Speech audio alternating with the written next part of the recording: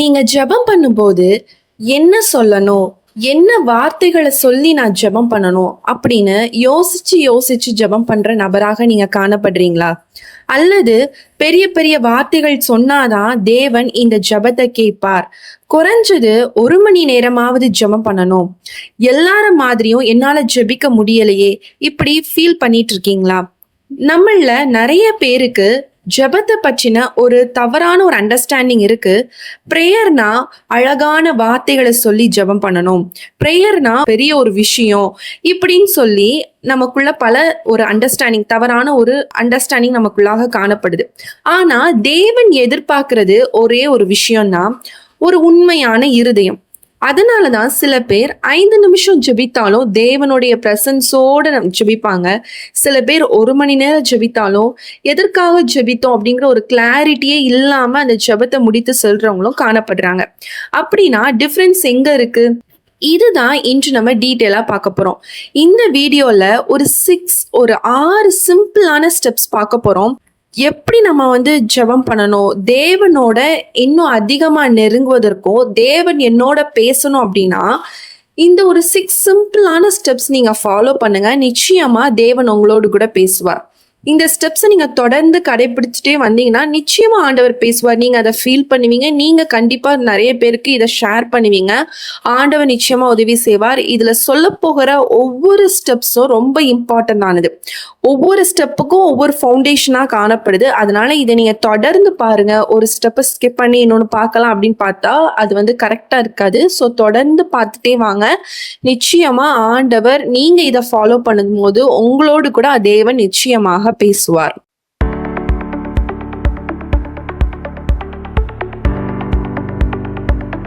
முதல்ல நம்ம ஒரு வசனம் வாசிக்கலாம்.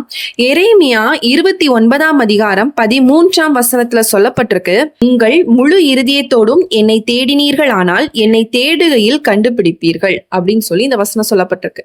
இந்த வசனத்துல முழு இருதயத்தோடு அப்படின்னு சொல்லி பாக்குது. தேவன் நம்மளிடத்துல ஒரு பெர்ஃபெக்டான பிரேயர் எதிர்பார்க்கல, முழு இருதயத்தை தான் ஆண்டவர் எதிர்பார்க்கிறார். இந்த முழு இருதயத்தோடு ஜெபிக்க உதவக்கூடிய ஒரு 6 சிம்பிளான ஸ்டெப்ஸ் தான் பார்க்க போறோம். முதல்ல என்ன அப்படின்னு பாருங்க.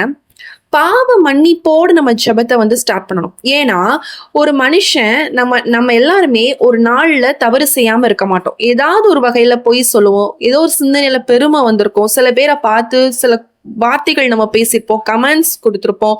இந்த மாதிரி விஷயங்கள் நம்மள அறியாமே போன்ல நிறைய டைம் ஸ்பெண்ட் பண்ணியிருப்போம். சில பொய்கள் சொல்ல வேண்டிய சூழ்நிலை அமைஞ்சிருக்கும். ஸோ ஏதோ ஒரு வகையில நம்ம தவறு செய்யக்கூடியவங்களா தான் இருப்போம். நம்ம பெர்ஃபெக்ட் ஆனவங்கன்னு சொல்ல முடியாது. நம்ம ஏதோ ஒரு வகையில தவறு செய்து கொண்டே தான் இருந்துட்டே இருக்கோம். ஸோ இது எல்லாத்தையும் ஆண்டவரோட சமூகத்துல ஒப்பு கொடுத்து ஜெபிக்கிறவங்களா மாறணும். பாவ மன்னிப்போடு நம்ம இந்த ஜெபத்தை ஸ்டார்ட் பண்ணணும். அதனாலதான் தாவீது ராஜா சொல்றாரு, சங்கீதம் 51ஆம் அதிகாரம் 10ஆம் வசனத்துல சொல்லப்பட்டிருக்கு, தேவனே சுத்த இருதயத்தை எனக்குள் சிருஷ்டியும் நிலைவரமான ஆவியை என தாங்க அப்படின்னு சொல்லி அவர் கேட்டிருப்பார். முதல்ல அவர் ஒரு ஆசீர்வாதத்தை கேட்கல. அவர் என்ன கேட்டார்னா, ஆண்டவரே எனக்கு ஒரு சுத்த இருதயத்தை தாங்க. அப்போ நமக்குள்ள அந்த சுத்திகரிப்பின் ஒரு ஜபமா காணப்படணும். ஆண்டவரே என்னை சுத்திகரிங்க. 1 யோவான் 1ஆம் அதிகாரம் 19ஆம் வசனத்துல சொல்லப்பட்டிருக்கு, நம்முடைய பாவங்களை நம்ம அறிக்கையிட்டா அவர் உண்மையும் நீதி உள்ளவராய் இருந்து நம்முடைய பாவங்கள் எல்லாவற்றையும் மன்னித்து நம்மளுடைய அநீதிகள் எல்லாவற்றையும் நம்ம என்ன பண்ணுவார்னா நம்ம விட்டு நீக்குவார் சொல்லி அந்த வசனம் சொல்லப்பட்டிருக்கு. சோ என்னன்னா நம்ம ஜெபிக்க ஆரம்பிக்கும் பொழுது, ஆண்டவரே நான் ஏதோ ஒரு வகையில ஏதாவது ஒரு விஷயத்துல என்ன அறியாம கூட நான் தவறு செய்திருக்கலாம், ஆண்டவரே என்ன மன்னிங்க. ஒருவேளை நீங்க ஒரு பாவத்துல அடிக்ஷன்லயே இருந்துட்டு இருக்கலாம், ஜெபம் பண்ணலாம். ஒரு 2 நாள் நல்லா இருப்பீங்க, திரும்பியும் இது எல்லாத்தையும் ஆண்டவர்கிட்ட சரண்டர் பண்ணுங்க. ஆண்டவரே என்ன மன்னிங்க, ஆண்டவரே என்ன சுத்திகரிங்க நீங்க சொல்லி ஜெபிக்கும் பொழுது நிச்சயமாக என்ன பண்ணுவாருன்னா, இதுதான் ஃபவுண்டேஷன். ஃபர்ஸ்ட் நீங்க பிரேயர்ல பண்ணக்கூடிய ஒரு ஃபவுண்டேஷனா காணப்படும்.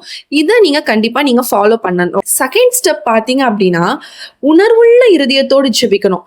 அதாவது ஒரு சும்மா கடமைக்காக ஜெபிக்கிற நபரா இல்லாம ஒரு உணர்வு இருக்கணும் நமக்குள்ள. நம்ம ஆண்டவரோட பேச போறோம், ஆண்டவரோட நான் நெருங்க போறேன் அப்படிங்கிற ஒரு ஃபீலிங் உங்களுக்குள்ளாக நிச்சயமா இருக்கணும். ஏதோ கடமைக்காக ஒரு ரொட்டீன், இது ஒரு பழக்கம் அப்படின்னு இல்லாம ஒரு உண்மையான ஒரு இருதயம் உங்களுக்குள்ள இருக்கணும். ஒரு உணர்வு இருக்கணும். நான் தேவனோட இன்று பேச போறேன், அவரோடு நான் இடைப்பட போறேன் அப்படிங்கிற ஒரு உணர்வோடு நீங்க ஜெபிக்கணும். பிரேயருங்கிறது எப்பவுமே ஞாபகம் வச்சுக்கோங்க, பிரேயருங்கிறது ஒரு ஒன் வே கான்வர்சேஷன் கிடையாது. நீங்க மட்டும் பேசிட்டு வர்றது கிடையாது. கிடையாது. நீங்களும் பேசணும், தேவனும் பேசணும். இது வந்து 2 வே கான்வர்சேஷன். அதாவது எசேக்கியேல் வந்து 36ஆம் அதிகாரம் 26ஆம் வசனத்துல சொல்லப்பட்டிருக்கு, நான் உங்களுக்கு புதிய இருதயத்தை கொடுத்து புதிய ஆவியை உங்களுக்குள் வைப்பேன்னு சொல்லி அந்த வசனம் சொல்லப்பட்டிருக்கு. தேவன் முதல்ல நம்மளுடைய இருதயத்துலதான் வேலை செய்ய ஆரம்பிக்கிறார். அப்ப இதயத்துலதான் நம்மளுக்குள்ள அந்த ஒரு சுத்திகரிப்பு இருக்கும். நெக்ஸ்ட் நம்ம ஒரு உணர்வோடு ஜெபிக்கிற நபர்களாக நம்ம காணப்படணும் அப்படிங்கிறத நீங்க சில பேர் கல்லான இருதயத்தோடு இருப்பீங்க. எவ்வளவு நாளும் எனக்குள்ள அந்த ஒரு ஃபீலிங்ஸே வரமாட்டேங்குமா, இறுக்கமா இருக்கேன் அப்படின்னா நீங்க இதுக்காக ஜெபம் பண்ணுங்க. ஆண்டவரோட சமூகத்துல நீங்க ஜெபம் பண்ண உங்களுடைய கல்லான இருதயமும் என்ன உருக ஆரம்பிக்கும். நிச்சயமா அது ஒரு உணர்வோடு ஜெபிக்க ஆண்டவர் உதவி செய்வார். 3rd ஸ்டெப் பாத்தீங்க அப்படின்னா கருத்தான ஜெபமா இருக்கணும். ஒரு பர்பஸ்ஃபுல்லான ஒரு பிரேயரா இருக்கணும். ஏதோ ஒரு விஷயத்துக்காக, ஒரு தேவைக்காக மட்டும் அல்ல, தேவைக்காக ஜெபிக்கணும். அது லாஸ்டா பாத்துக்கலாம்.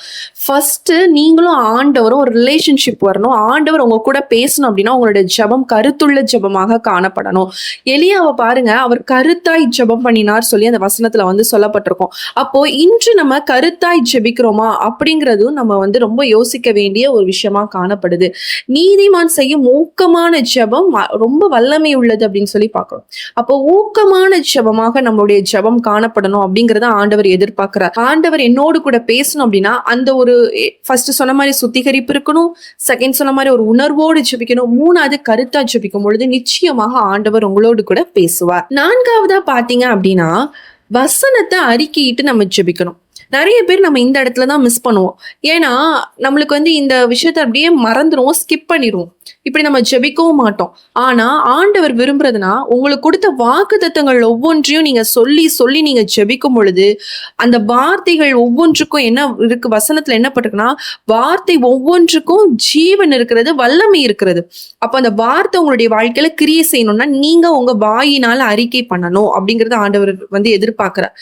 என் வாயிலிருந்து புறப்படுகிற என் வார்த்தை வெறுமையாய் என்னிடத்திற்கு திரும்பாமல் நான் விரும்புகிறதை செய்து நான் அனுப்பின காரியத்தை நிறைவேற்றும் அப்படின்னு சொல்லி ஏசாயா 55ஆம் அதிகாரம் 11ஆம் வசனத்துல சொல்லப்பட்டிருக்கு. அப்போ ஆண்டவர் சொல்ற ஒவ்வொரு வார்த்தை என்ன பண்ணா நிறைவேறும். அப்ப நீங்க என்ன பண்ணணும்னா நம்மளுடைய வாயினால் நம்ம அறிக்கை பண்ணணும். இருதயத்தினால் நினைக்கிறத தாண்டி வாயினால் நீங்க சொல்ல சொல்ல சொல்ல அந்த வார்த்தைகள் என்ன பண்ணும் அப்படின்னா உங்களுடைய வாழ்க்கையில கிரியை செய்ய ஆரம்பிக்கும். 4வது ஸ்டெப்பை ஸ்கிப் பண்ணவே பண்ணாதீங்க. உங்களுடைய வாழ்க்கையில் ஆண்டவர் எவ்வளவோ வாக்குத்தத்தம் கொடுத்திருப்பார். பிறந்த நாள்ல இருந்து எவ்வளவோ வாக்குத்தத்தம் கொடுத்திருப்பார். அந்த வாக்குத்தத்தத்தை எல்லாத்தையும் எழுதி வைங்க.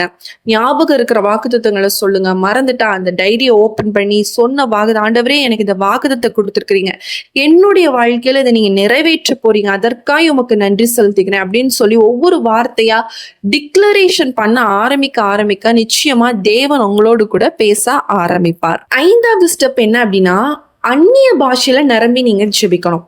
அந்நிய பாஷை பெறல அப்படின்னா அதுக்காக நம்ம ஸ்பெஷலா ஒரு பிரேயர் வீடியோ போட்டிருக்கோம். எப்படி நம்ம அந்நிய பாஷையை பெற்றுக்கொள்ளணும் அப்படிங்கிற அதுக்கான ஒரு ப்ரிப்பரேஷன், ஒரு எப்படி நம்மளை வந்து தயார்படுத்தணும் அப்படிங்கிறதுக்காக ஒரு வீடியோ போட்டிருக்கோம். அண்ட் அந்நிய பாஷைக்காக ஸ்பெஷலா நம்ம ஒரு வீடியோவும் போட்டிருக்கோம். அதுல நிறைய பேர் நிறைய சாட்சிகள் சொல்லியிருப்பாங்க. கமெண்ட்ஸ் எல்லாம் பாத்தீங்கன்னா அதுல நிறைய சாட்சிகள் இருக்கும். ஸோ நீங்க அந்த வீடியோவை நீங்க பாருங்க, அது ரொம்ப யூஸ்ஃபுல்லாக இருக்கும். நாங்க வந்து டிஸ்கிரிப்ஷன்ல அதுக்கான லிங்க் கொடுக்குறோம், நீங்க அந்த வீடியோ பாருங்க. ஸோ நீங்க அந்நிய பாஷையில ஜெபிக்கணும். இந்த டைம்ல என்ன பண்ணா ஒரு நீல் டவுன் போட்டு நீங்க வந்து ஆவியில நிரம்பி நீங்க ஜெபிக்கிற நபரா மாறணும். நல்ல அந்நிய பாஷையில ஜெபிங்க. ஆண்டவரே இது ஆண்டவருக்கு உங்களுக்குள்ள ஒரு பர்சனல் டைம். இது ஓகேங்களா? ஒரு வல்லமை பயங்கரமா இறங்கும். ஆண்டவர் உங்களோடு பேச ஸ்டார்ட் பண்ணுவார்.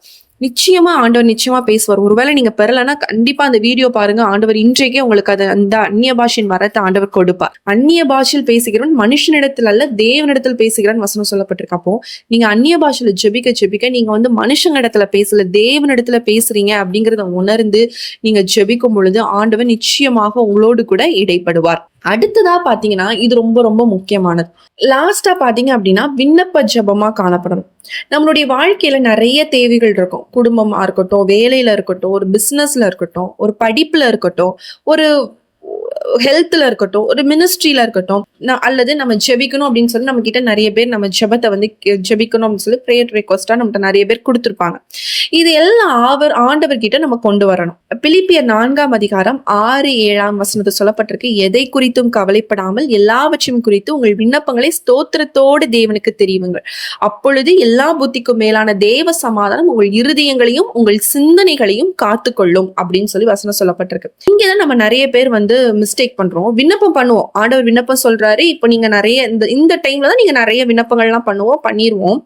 இப்ப என்னன்னா ஆமீன்னு சொல்லிட்டு நம்ம என்ன முடிச்சுட்டு எந்திரிச்சு போயிருவோம். ஆனா இங்கதான் நம்ம என்ன பண்ணணும் அப்படின்னா வெயிட் பண்ண ஆரம்பிக்கணும். இதுதான் ரொம்ப முக்கியமான ஒரு விஷயம். நீங்க ஒருத்தர்கிட்ட பேசிட்டு இருக்கீங்கன்னு வச்சுக்கோங்களேன், போன்ல ஒருத்தர்கிட்ட பேசிட்டு இருக்கீங்க. நீங்க மட்டும் பேசிட்டு கட் பண்ணிடுவீங்களா? மாட்டீங்க தானே. கொஞ்ச நேரம் வெயிட் பண்ணுவீங்க. அவங்க என்ன சொல்ல வராங்கன்னு ரெஸ்பான்ஸ்க்கு நீங்க வெயிட் பண்ணுவீங்க. அதேதான் தேவனுடைய பிரசன்ஸ்ல நீங்க கொஞ்ச நேரம் அமர்ந்திருக்கணும். அதான் சங்கீதம் 46:10 ஒரு வசனம் சொல்லப்பட்டிருக்கு.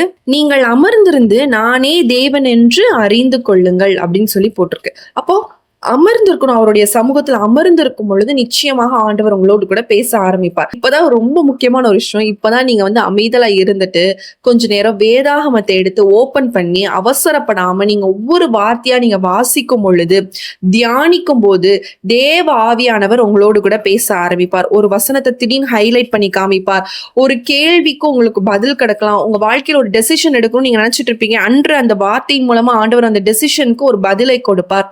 இதன் மூலமா தேவன் பேசுவார். வேதத்தை எப்படி வாசிக்கணும், எப்படி தியானிக்கணும், தேவன் எப்படி நம்மளோட பேசுவார், அதை பற்றி நம்ம டீட்டெயிலா நம்ம ஒரு வீடியோ போட்டிருக்கோம். டிஸ்கிரிப்ஷன்ல அதோட லிங்க் கொடுக்குறோம், அதையும் பாருங்க. ஏன்னா பிரேயர் கரெக்டா நம்ம ஃபார்மேட்டா பண்ணிட்டு ஆமீன் சொல்லி முடிச்சுட்டா நம்ம தேவன் பேசுறதை கேட்க முடியாது. பிரேயர் கரெக்டா பண்ணிட்டு வேதாகமத்தையும் கரெக்டா நம்ம தியானிச்சிருந்தோம்னா நிச்சயமா ஆண்டவர் பேசுவார். அதுல 100% கேரண்டி என்னால கொடுக்க முடியும். நீங்க கரெக்டா நீங்க இப்படி செஞ்சு இந்த பிராக்டிஸ் நீங்க பண்ணும் பொழுது நிச்சயமா ஆண்டவர் உங்களோடு கூட பேசுவார். அதனால நீங்க அந்த வேதாகமத்தை எப்படி வாசிக்கணும், அதுல எனக்கு ஐடியா இல்லை அப்படின்னு நீங்க புதுசா அந்த வீடியோ பார்த்துட்டு இருக்கீங்கன்னா அதோட லிங்க் நான் டிஸ்கிரிப்ஷன்ல கொடுக்குறேன். நீங்க அதையும் பாருங்க. நிச்சயமா அது உங்களுக்கு ரொம்ப யூஸ்ஃபுல்லாக காணப்படும். சோ இப்ப ஒரு சிம்பிளான ஸ்டெப்ஸ் தான் நம்ம சொல்லியிருக்கோம். ஒரு 6 ஸ்டெப் பார்த்தோம். இந்த 6 ஸ்டெப்பும் ரொம்ப சிம்பிளா இருக்கு, தெரிஞ்சது தானே அப்படின்னு விடாம நீங்க உங்க லைஃப்ல அப்ளை பண்ணி பாருங்க. எப்போ ஜெபிக்க போனாலும் பாவத்தை அறிக்கிட்டு ஜெபிங்க. 2வதா நம்ம பார்த்தோம் உணர்வுள்ள இருதயத்தோடு ஜெபிக்கணும். 3வது கருத்தாக ஜெபிக்கணும். 4வதா நம்ம பார்த்தோம் வேதத்தை அறிக்கையிட்டு ஜெபிக்கணும். 5வது அந்நிய பாஷையில நிரம்பி ஜெபிங்க. 6வதாக விண்ணப்பத்தோடு ஜெபித்து காத்திருந்து அதுக்கப்புறம் நீங்க வேதத்தை தியானிங்க. நிச்சயமா ஆண்டவர் உங்களோடு கூட பேசுவார். நீங்க ஒருவேளை இந்த 6 ஸ்டெப்ஸுமே நான் ஃபாலோ பண்ணிட்டு இருக்கேன் சிஸ்டர் அப்படின்னா கமெண்ட் செக்ஷன்ல சொல்லுங்க. இல்ல நான் இனிமேல் ஃபாலோ பண்ண போறேனாலும் கமெண்ட் செக்ஷன்ல சொல்லுங்க. இல்ல வேற நிறைய ஸ்டெப்ஸ் இருக்கு சிஸ்டர் அப்படின்னாலும் நீங்க சொல்லுங்க. அது நாங்க பார்த்து தெரிஞ்சு நாங்களும் ஃபாலோ பண்றதுக்கு ரொம்ப யூஸ்ஃபுல்லாக காணப்படும். இந்த வீடியோ யூஸ்ஃபுல்லாக இருந்துச்சு அப்படின்னா கண்டிப்பா நீங்க அநேகருக்கு ஷேர் பண்ணுங்க. புதுசா பார்த்துட்டு இருக்கீங்க அப்படின்னா நம்மளுடைய சேனலை சப்ஸ்கிரைப் பண்ணிக்கோங்க. நம்மளுடைய சேனல்ல பாத்தீங்கன்னா மண்டே, வெனஸ்டே, ஃப்ரைடே நம்ம தேவனுடைய சத்தியத்தை போட்டுட்டு இருக்கோம். ஸோ நீங்க அதை பாருங்க, உங்களோட லைஃப்ல அப்ளை பண்ணி பாருங்க. நிச்சயமா உங்களுக்கு ரொம்ப யூஸ்ஃபுல்லாக இருக்கும். உங்களுக்கு ப்ரேயர் பாயிண்ட்ஸ், ஜெப குறிப்புகள், இல்ல எனக்கு சில கவுன்சிலிங் தேவைப்படுது, ஆலோசனைகள் தேவைப்படுது அப்படின்னா ஸ்கிரீன்ல தெரியக்கூடிய வாட்ஸ்அப் நம்பருக்கு மெசேஜ் பண்ணுங்க அல்லது வாய்ஸ் நோட் பண்ணுங்க. கண்டிப்பா நாங்க உங்களுக்காக ஜெபிக்கிறோம். மீண்டும் உங்களை அடுத்த ஒரு வீடியோல சந்திக்கிறேன். கர்த்தர் உங்களை ஆசீர்வதிப்பாராக. ஆமேன்.